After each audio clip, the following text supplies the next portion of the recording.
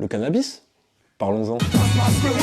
Présent dans la musique, dans les films et même dans la rue, le cannabis fait partie du quotidien de plus de 5 millions de Français. Pourtant, alors que l'Europe évolue, la France a choisi de durcir le ton.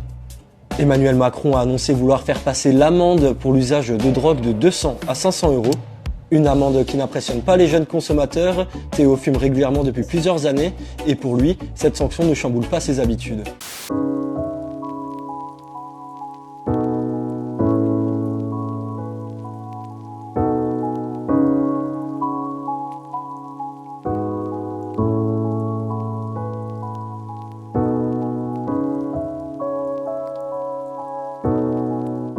Tu connais le point commun entre de la bonne bœuf et une énorme bite?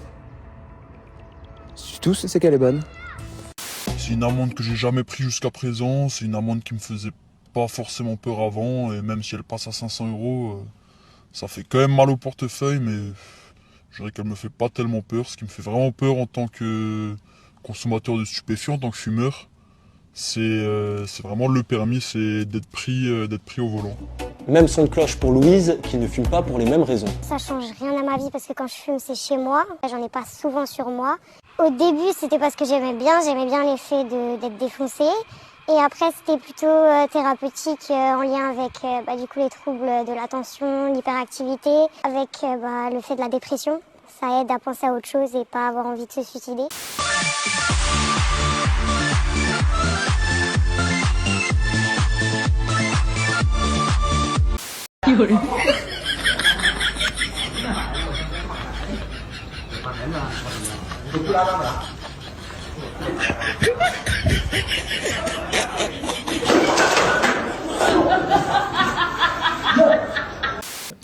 J'ai un sujet de merde. Alors Attends, donc vous avez juste dit donc C'était bien, vous, les bunkers. illégal, vous faites rien. Bah comme toi en fait. Rien. En fait, on vit dans une société où ce qui est illégal nous donne pas envie. Donc tant mieux. Bah, mais en fait- À part peut-être un gros joint de temps en temps. Mais je crois que c'est même pas interdit de consommer. Ouais, tu peux te faire un gros joint, t'inquiète. Bah, d'ailleurs, il y a des failles de ouf. Aujourd'hui, tu peux avoir des gummies au THC de synthèse qui défoncent plus la gueule que n'importe quel joint et qui sont légaux. Ah ouais. Et ça, c'est un truc, on sait pas pourquoi, ça pète pas. Le THC. Ah ouais, Tu sais, autant le protoxyde d'azote, là, ça commence parce qu'il y a eu des vrais soucis et donc je pense qu'ils vont l'interdire. Mais c'est ça, hein, le protoxyde Ouais, d'azote. Mais là, le truc tu vas dans des CBD shops, t'achètes ça. Moi, j'ai acheté le paquet, mais j'y ai pas essayé. Mais il y a des potes du milieu, ils m'ont dit, des gars qui fument des ouinges tout le temps, ils m'ont dit, tu manges ça, tu manges le gummies en entier, tu éclaté. tapes le voyage de ta life, ça met 8 heures, tu redescends jamais, tu peux rien faire. Et c'est légal.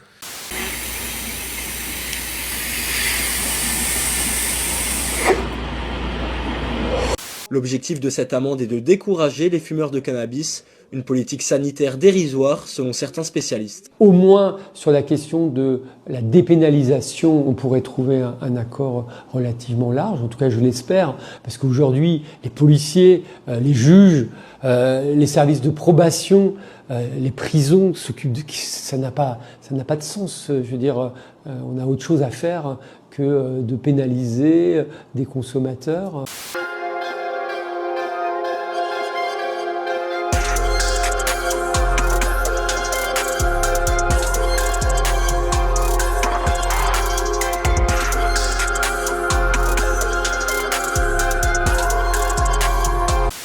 Ouais, Douli, qui est quand même une queen dans le game, elle m'a dit, j'ai pris ça, mais j'ai failli faire un malaise.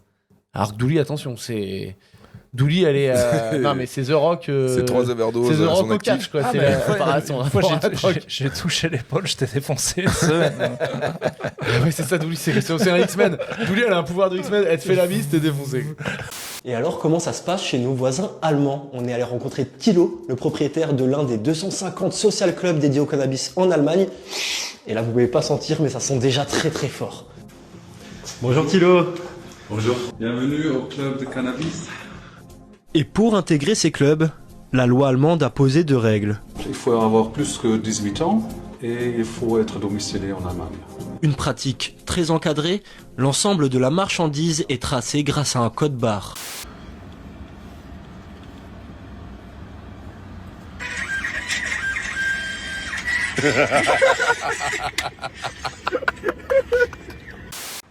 Pas de consommateurs, pas de trafic. Un slogan anti-drogue que le procureur de Toulon brandit comme un étendard.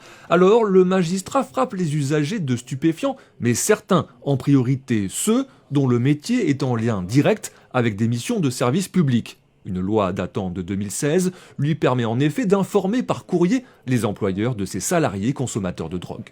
Pour qu'éventuellement ils prennent des dispositions, ça leur appartiendra sur que faire d'un salarié qui est consommateur de stupéfiants et auquel on confie des missions de sécurité des personnes et des biens, puisque c'est ça que dit la loi, c'est que si on a une mission de sécurité des personnes et des biens, à ce moment-là, le procureur de la République peut en informer l'employeur pour que l'employeur prenne ses dispositions afin d'assurer la sécurité de nos concitoyens.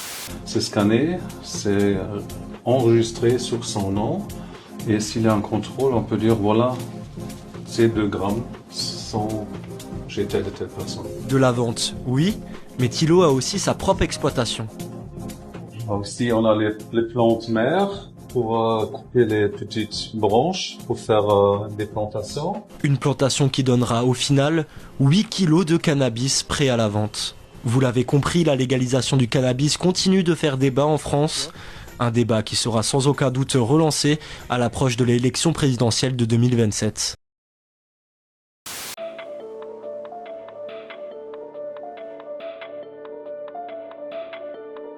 Policiers, gendarmes, militaires, pompiers, magistrats, le corps médical, les conducteurs de transport en commun, le personnel de l'administration, des écoles, la liste est longue.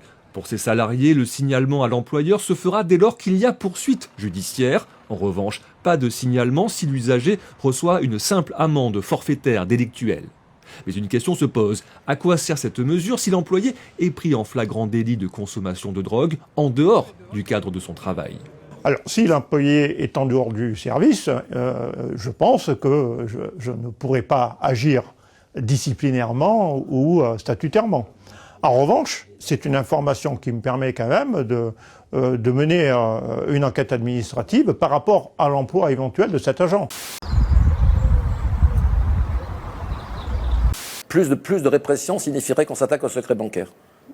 Comment est-ce qu'on peut gagner ? D'abord, est-ce qu'elle est gagnable, cette guerre contre les narcotrafiquants aujourd'hui ? Dans les termes dans lesquels elle est posée ? Oui. La réponse est non, monsieur. Pour les syndicats de la fonction publique, ce signalement à l'employeur n'est pas la bonne réponse. C'est une atteinte à la liberté. Maintenant, moi j'aurais plutôt envie de dire au procureur, vous parlez de sanctions, de répression, qu'en est-il de la prévention ? Qu'en est-il de l'impact de la consommation de drogue pour des personnes peut-être qui sont en souffrance ? Qu'est-ce que vous allez mettre en matière de prévention des risques ? Aujourd'hui, le consommateur de stupéfiants encourt 1 an de prison ferme et 3 750 € d'amende. Avec ce signalement à l'employeur, il pourrait aussi perdre son travail. Alors, les garçons, aujourd'hui, nouvelle journée de travail. Comme d'habitude, on évite la police, on fait très attention. Et les gars, c'est hyper important pour la fidélisation clientèle, le sourire. D'accord ? On accueille les clients avec le sourire. Faites-moi un petit sourire. Ouais. Nice, ouais. Qu'est-ce que j'ai noté sur la feuille de route aujourd'hui ? Tac, tac, tac. Alors, Basile, aujourd'hui, tu es au guettage. Voilà. De lourdes responsabilités sur tes épaules. C'est l'ensemble de la sécurité du groupe que tu as en jeu, d'accord ? Donc tu fais très attention, tu cries « Ara » si tu vois la police. Et puis il n'y a pas de surmétier, Basile, d'accord ? Aujourd'hui, tu es au guettage. Peut-être que demain, tu seras charbonneur et après, tu passeras gérant et pourquoi pas patron à ma place. Je plaisante, hein, tu prendras pas ma place, hein.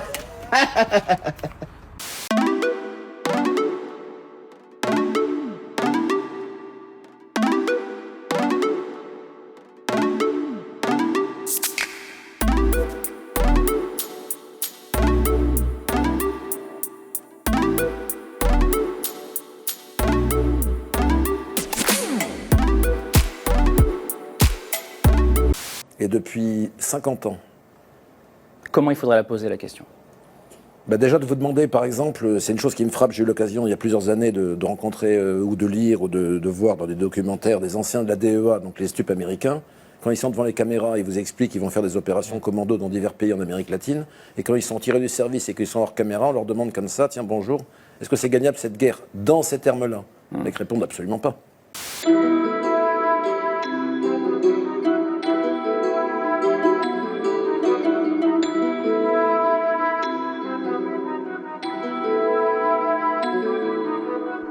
Alors, Gaston, aujourd'hui, toi, t'es en charge de la sacoche, je te la remets en main propre. À l'intérieur, il y aura de la weed, du shit, de la coke, de l'extra, il y aura un petit peu de tout.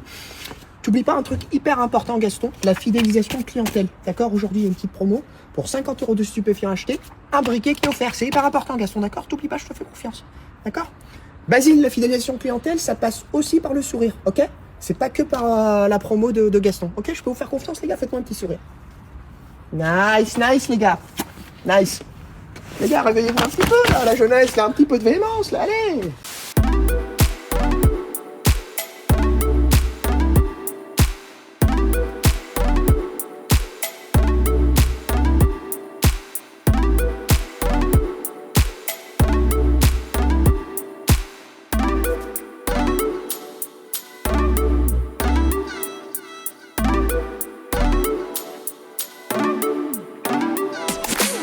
La guerre à la drogue de Nixon, d'abord la drogue.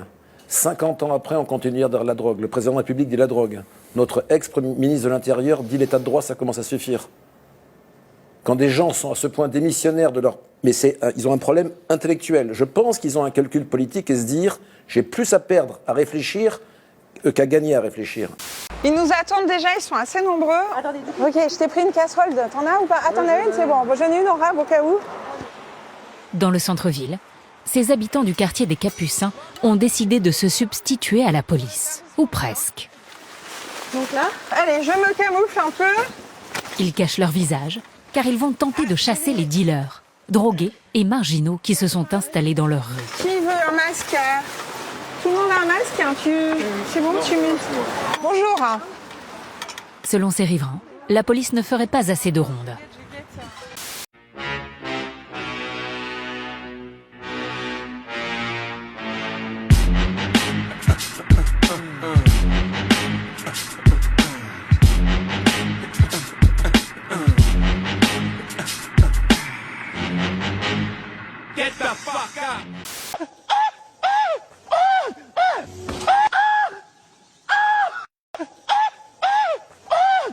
Mais en l'occurrence, l'urgence est là. Bon. La pauvreté intellectuelle du débat pendant des années est absolument sidérante. La loi de 1970 est une loi de santé publique qui n'est même pas inscrite, je crois, au code pénal. C'est une loi qui est au code de la santé. Or, il se trouve que pendant 40 ans, c'est le ministère de l'Intérieur qui avait la prime sur le ministère de la Santé. La prévention et la répression doivent naturellement aller ensemble. Et je veux juste terminer sur une chose. Aujourd'hui, lorsque l'État nous appelle à faire plus de répression, je le prends sur ses propres termes, plus de répression signifierait qu'on s'attaque au secret bancaire. L'atmosphère est vraiment dégueulasse, on n'ose plus sortir de chez nous la nuit. On est terrorisés au quotidien, mais ce soir c'est nous qui faisons du bruit. C'est nous qui avons une démarche un petit peu rentre dedans. Et face aux dealers, elle ne se démonte pas, loin de là. Merci à tous d'être venus. On est là ce soir pour manifester parce qu'on en a ras-le-bol des dealers qui nous pourrissent la vie, qui occupent notre quartier. Et on est là pour vous dire, messieurs, merci de bien vouloir dégager. Il vous suffit d'une pancarte et en quelques secondes, vous devriez trouver des volontaires. Un besoin vital pour se sentir moins seul. C'est ce qu'apporte le câlin, si vous voulez, le sentiment d'être aimé, mais aussi le sentiment d'appartenir à une famille et plus largement à une communauté humaine. Tiens, Adrien du lycée Jules Ferry, tu te souviens de moi? Tu te foutais de ma gueule en terminale parce que je fumais des joints au lieu de réviser. Tu t'amusais même à répéter aux profs que je vendais de la drogue. Regarde-moi maintenant, j'ai une belle voiture, je suis connu sur les réseaux. Attends.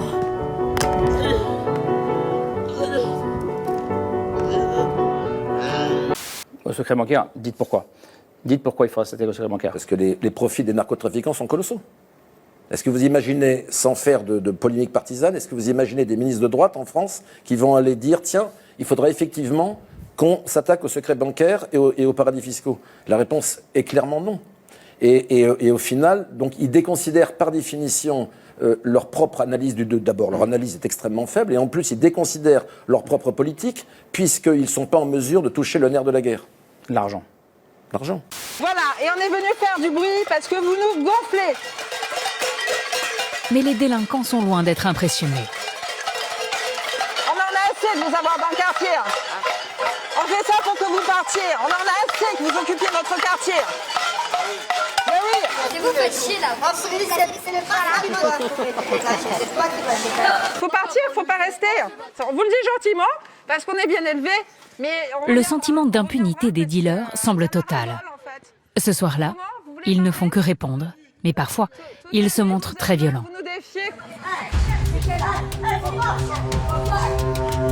Sur cette vidéo, ils agressent et tentent d'entrer chez un habitant qui filme leur trafic, pour preuve. Il y a ceux qui ne se font pas prier, et il y a ceux, comme à Toulouse, qui ont autre chose à faire. Mais là, je vais travailler, c'est pas l'heure des câlins. C'est trop tôt. Je me dis c'est la journée 2. J'aime pas les journées. Je fais ça 305 jours par an. Des journées pour câliner des inconnus, il y en a deux chaque année. Une aujourd'hui et l'autre en été, juste pour le plaisir de s'enlacer où l'on veut et avec qui l'on veut. Et la méthode est simple. Câlin gratuit, qui n'a pas eu son petit câlin? Bah pourquoi vous êtes invisible, vous? Je fais le vide. Mais vous pouvez pas faire le vide. Pourquoi ça? Bah faire et vide, c'est pas compatible.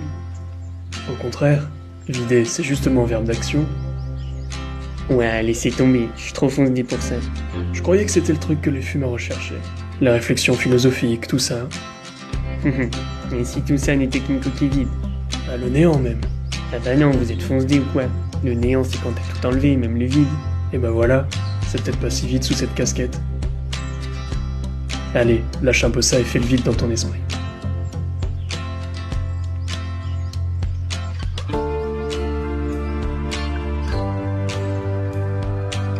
Ouais, la dinguerie.